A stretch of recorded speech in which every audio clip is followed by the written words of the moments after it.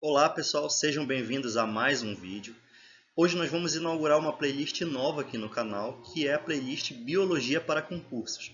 E para estrear a playlist nós trouxemos as questões de Biologia da prova do concurso de Polícia e Bombeiro Militar do Amapá do ano de 2009. Hoje nós temos um convidado especial, que é o biólogo Marcos Roberto Rodrigues, do IEPA, que vai resolver a prova com vocês. Então, boas resoluções e aproveitem o vídeo. Olá pessoal, meu nome é Marcos Roberto Cascais Rodrigues, biólogo do IEPA, e vou começar aqui a resolução das questões de biologia. Para começar, temos aqui uma questão de fisiologia, ou seja, o estudo das funções corporais, questão de número 39, que diz o seguinte enunciado: os principais sistemas de controle das funções corporais são os sistemas nervoso e endócrino. Diante disso, assinar a alternativa que expressa melhor as relações entre esses sistemas. Letra A. O sistema nervoso tem como principal papel estimular os demais sistemas corporais de maneira rápida e aguda, enquanto o sistema endócrino atua de maneira essencialmente antagônica. Essa questão, ela de fato carrega uma verdade, o enunciado está correto. Mas antes de assinalarmos ela como errada ou incorreta, vamos para as outras questões. Alternativa B. O sistema nervoso tem como principal papel inibir os demais sistemas corporais de maneira rápida e aguda, enquanto o sistema endócrino atua de maneira essencialmente antagônica. Então, vamos lá. Não necessariamente, Ambos os sistemas nervoso e endócrino, eles podem estimular ou inibir determinadas funções no nosso organismo. Então, essa alternativa está incorreta pela palavra inibir. Não é só inibir, o sistema nervoso ele pode também estimular, certo? Então, aqui nós já descartemos a alternativa B. Letra C. O sistema nervoso e endócrino atuam estimulando e inibindo os diversos sistemas corporais, apresentando diferenças principalmente na velocidade de suas ações. O primeiro é lento e de ações duradouras, enquanto o segundo é rápido e sem ações imediatas. Não, pessoal. O sistema nervoso, na verdade, em comparação com o sistema endócrino, ele é rápido. O sistema endócrino ele já ocorre num intervalo de tempo maior, e numa velocidade menor, certo? Então, aqui por essas palavras, a utilização dessas palavras, lento, rápido, duradouro, a gente já pode eliminar também essa alternativa. Alternativa D. O sistema nervoso e endócrino atuam ambos estimulando e inibindo os diversos sistemas corporais, apresentando diferenças, principalmente na velocidade de suas ações. O primeiro é rápido, com efeitos imediatos, enquanto o segundo é lento, mas possui efeitos mais duradouros. Essa, pelo enunciado, também pode ser considerada correta. Mas calma lá, que nós já vamos voltar para a alternativa que nós deixamos anteriormente. Vamos ler a última alternativa. Letra E. O sistema endócrino controla o sistema nervoso, que controla os demais sistemas. Não necessariamente. Na verdade, o sistema endócrino ele é regulado pelo sistema nervoso e ele pode também regular o sistema nervoso. Então, são sistemas ali intrinsecamente conectados, em que um vai ter ação sobre o outro em determinadas situações das funções corporais. Então, essa também está descartada, certo? Então, sobraram as alternativas D e A. Como a questão pede a alternativa que melhor expressa as relações entre esses sistemas, a alternativa correta é a letra D, em termos de complementariedade. Tudo bem? Tá, vamos prosseguir para a questão de número 40. Entre as afirmativas seguintes, assinale a alternativa correta. Vamos lá. Alternativa A. O tecido muscular esquelético nos humanos é especializado para a sustentação e proteção corporal. Então, vamos lá.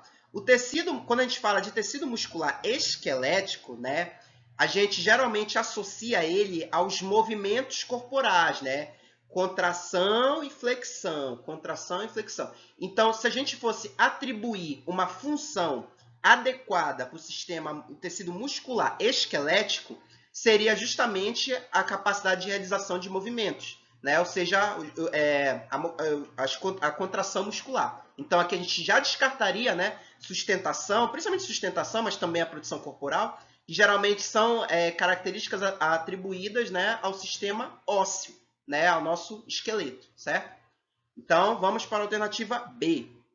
O tecido epitelial queratinizado confere grande capacidade de absorção de substâncias. Não é bem assim, pessoal. Né? A queratina, né, associada com esse tecido, né, ela tem a principal função de atuar como uma barreira física, né, nos protegendo contra determinadas condições do meio físico, né, e até mesmo patógenos. Então, embora o tecido epitelial ele esteja associado, né, à absorção de substâncias, principalmente de oxigênio, né, a gente pode desvincular essa característica, né, em relação à queratina, né?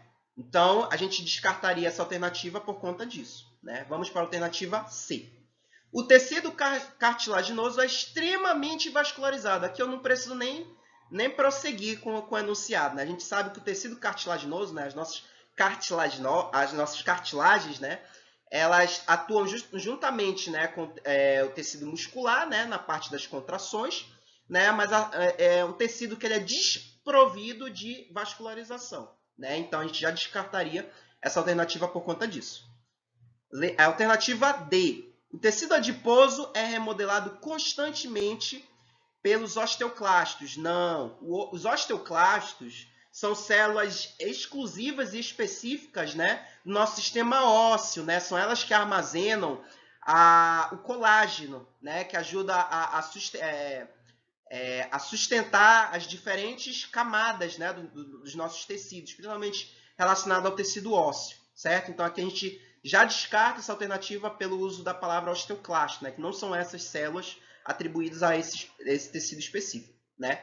E por fim, né, alternativa E, os ossos apresentam um sistema de canalículos especiais por onde passam os vasos sanguíneos e nervos. É isso mesmo, pessoal. Essa alternativa que é a correta. Questão 41. Vamos lá. Assinar a alternativa correta. A principal função dos ribossomos é a síntese de proteínas. Essa é uma das funções do ribossomo. Na verdade, a principal função do ribossomo. Mas vamos deixar essa alternativa aí, tá? Vamos ver as outras. O complexo de Golgi está presente apenas nas células animais. Olha aí, aquelas palavrinhas, né, que a gente já tem que ficar ligado, né? A palavra apenas. Não, pessoal, o complexo de Golgi ele também está presente nas células vegetais. Inclusive, o complexo de Golgi ele vai estar envolvido no processo, né, que é responsável por fabricar a celulose, né, o material da parede celular das células vegetais, né? Então, essa alternativa está incorreta, né? Alternativa C. Olha, falando em parede celular, né? A parede celular vegetal é constituída essencialmente por proteínas. Não, pessoal. A parede celular ela é constituída, em essência, por cadeias longas, né, de polímeros. Na verdade, se eu não me engano, são de 15 a 15 mil cadeias formadas por monômeros de glicose, né? Então, a principal constituição da parede celular é essa. Então, essa alternativa também está incorreta, né? Alternativa D. Os centríolos são encontrados em células animais e vegetais. Essa alternativa também tem uma certa particularidade. Vamos deixar ela, né? E, por fim, a alternativa E. A carioteca pode ser encontrada em procariontes e eucariontes. Não, essa aí é bem facinha também, né? A carioteca ela é exclusiva, né, das células eucariontes. A palavra eucarionte significa isso, a presença de carioteca, né? Então, essa alternativa também está errada, né? Então, nós temos a alternativa A e a D selecionadas, né? Vamos para a alternativa D. A alternativa D, gente, a gente pode descartar ela, porque é verdade, os centríolos eles também são encontrados nas células vegetais, mas não são em todos os grupos de vegetais em que essas organelas são encontradas, né? Para quem não sabe, os centríolos eles são responsáveis ali, principalmente pela função de originar cílios e flagelos, né? Essa é a principal função, além de atuar também na mitose celular, né? Só que essa organela ela não é encontrada, né, em grupos de organismos vegetais gimnospermas e angiospermas. Então, por isso, né, em comparação com a alternativa A, podemos descartar a alternativa D. Então, a alternativa correta é a letra A, tudo bem? Vamos lá, questão 42. Essa aqui é uma questão de taxonomia. Atenção! Assinale a alternativa correta em relação à sequência de classificação dos seres vivos. Gente, quando a gente fala de classificação dos seres vivos, eu vou ensinar para vocês um macete, né? Que é a palavra reficofage, né? Re de reino, né? Filo, C de classe, O de ordem, Fa de família, G de gênero e E de espécie, né? Então, essa palavra, né, que é o macete que a gente usa na biologia, ela expressa exatamente a ordem correta, né, no sistema de classificação taxonômica, né? E essa questão, ela diz exatamente sobre isso, sobre a ordem, né, dos determinados níveis taxonômicos. Então, vamos lá. Alternativa A, reino, filo, classe, ordem, família, espécie e subespécie. Então, gente, aí a gente tem a falta do gênero, né? Sem falar que subespécie é um nível taxonômico muitas vezes não aceito, né? Ele não é bem aceito. Ele pode ser considerado, né? Mas aqui a gente descarta principalmente pela ausência do gênero, né? O gênero ele vem antes de espécie, né? E segue posteriormente a espécie, tudo bem? Alternativa B, vamos lá. De novo, re, fi, co, fa, ge. Olha, aí a gente tem a ordem correta, né? Reino, filo, classe, ordem, família, gênero e espécie. Que a gente tem a alternativa correta. Mas vamos ver porque as outras estão incorretas, né? Alternativa C, reino, filo, classe, família. Aí a gente já tem outro erro, né? A ordem ela vem antes de família, né? E não depois. Né? Alternativa D, reino, filo, classe, família, ordem, espécie e gênero. Então, aí a gente tem duas inversões, né? Entre família e ordem e entre espécie e gênero, né? Foi uma dupla inversão. E, por fim, alternativa E, reino, filo, família, ordem, espécie e gênero. Aí a gente tem a ausência, né? A gente tem a ausência da classe, né? Que é o nível taxonômico superior, e a inversão, né? Da ordem e da família, né? A ordem vem antes de família. E a espécie e o gênero também, né? O gênero ele vem antes de espécie. Tudo bem? Nunca esqueçam, reficofage. Tudo bem? Questão 43. Sobre as informações abaixo, assinale a proposição correta, né? Aqui a gente tem uma questão, né, de ecologia. Então, vamos lá. O mutualismo é caracterizado por uma relação entre indivíduos da mesma espécie, onde um se beneficia da presença do outro, né? Então, né, no mutualismo, não são indivíduos da mesma espécie, são indivíduos de espécies diferentes, né? Em que ambas se beneficiam, né? No entanto, se ambas as espécies foram separadas, né, elas não sobrevivem, né? Porque existe a relação de interdependência de uma em relação à outra, né? Vamos para a próxima.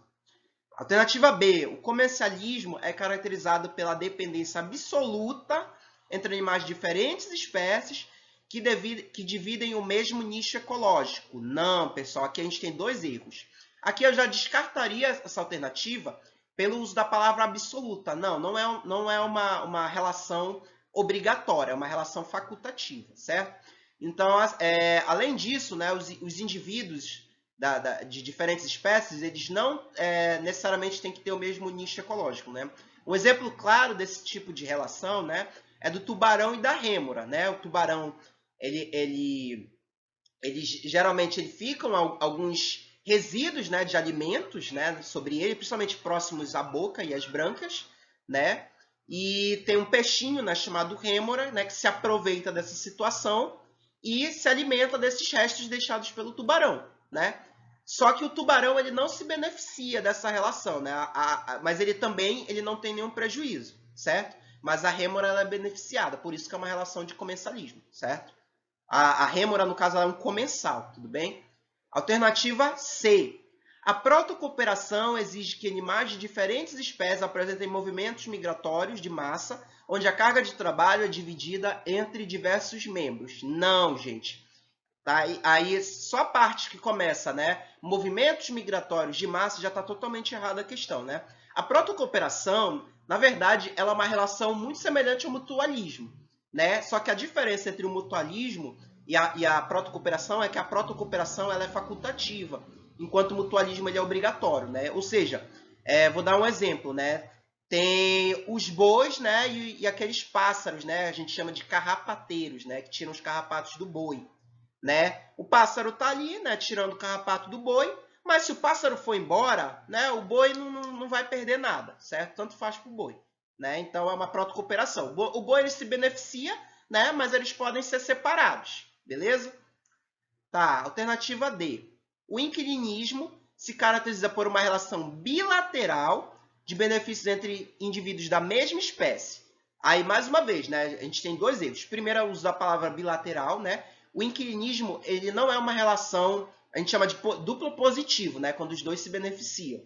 Né? Ela é só benéfica para o inquilino. Né? O inquilinismo é quando o indivíduo, né, uma espécie, ela se abriga no interior de outra. Né? Um bom exemplo tem um peixe, né, que ele se abriga quando ele se sente ameaçado dentro do corpo do pepino do mar. Né? O pepino do mar ele não tem prejuízo, mas ele também não tem não tem prejuízo, mas ele também não tem benefício, certo? Mas o peixe, né, que eu esqueci o nome agora, mas ele se beneficia, né, porque ele tem ali um abrigo contra um predador, né? Então, esse peixe e o pepino do mar são de espécies diferentes, né? São de grupos taxonômicos completamente diferentes. Então, a gente já descarta por aí, tá certo?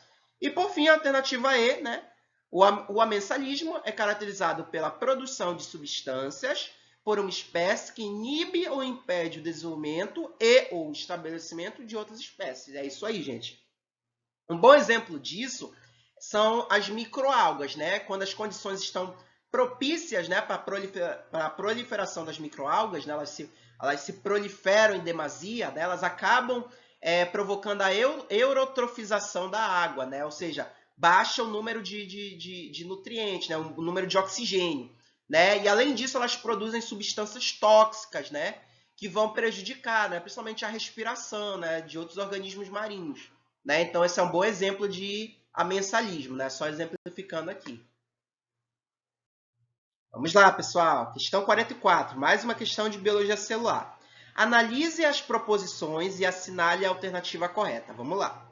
Alternativa A. Os vírus são seres vivos que se caracterizam obrigatoriamente pela presença de RNA e transcriptase reversa em sua composição. Então, vamos lá, gente. Na verdade, os vírus que apresentam essa transcriptase reversa, né, são exatamente os vírus de RNA, né, que são os retrovírus. Mas eles não são os únicos tipos de vírus que existem. Né? A gente tem também os adenovírus, que são os vírus de DNA. Né? E aí eles não vão apresentar essa transcriptase reversa. Certo? Então, aí a gente já descartaria essa questão por conta disso. Né? Alguns me perguntaram assim, né, sobre essa questão, se era porque os vírus eles são seres vivos. Né? Existe um grande debate entre os biólogos, né, sobre se os vírus são ou não são seres vivos. Né? Mas não é por isso que a gente eliminaria essa questão. Né? É pelo fato realmente da questão dos retrovírus e dos adenovírus. Alternativa B. A carioteca dos procariontes, eu não preciso nem terminar de ler a questão, né? Procarionte não apresenta carioteca, só os organismos eucariontes, tudo bem? Alternativa C. A mitocôndria dos eucariontes é, na verdade, originária de outros eucariontes filogeneticamente mais antigos. Vamos lá, essa aí também é uma pegadinha. Né? Essa proposição ela estaria correta se em vez da se a segunda palavra eucarionte fosse substituída por procariontes, né? Existe uma teoria que a gente chama de teoria endossimbiótica, né? em que a mitocôndria, na verdade, ela era um organismo procarionte, né? Antigo, que se associou mutualisticamente, né? Com o organismo eucarionte, né? Que passou a se aproveitar, né? A se beneficiar dos produtos metabólicos produzidos por esse procarionte primitivo. Né? Então, não foi um organismo eucarionte antigo, mas sim um organismo procarionte. Tá bom? Então, essa alternativa também está incorreta. Alternativa D. Os cloroplastos presentes nas células vegetais são diferentes daqueles presentes nas células animais. Vamos lá. Essa alternativa também é uma pegadinha. Os cloroplastos, eles são organelas das células vegetais, né? São organelas de pigmentação, né? Dos tecidos vegetais, tudo bem? Então, não estão presentes nas células animais, só nas células vegetais, beleza? Vamos para a alternativa E.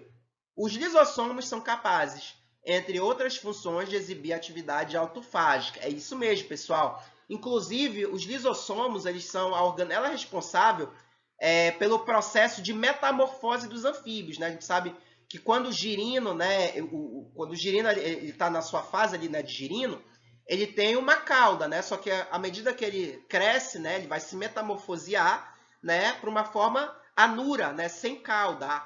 Então, essa cauda ela vai ser perdida, ela vai ser degenerada, né, principalmente pela ação dos lisossomos a nível intracelular, beleza?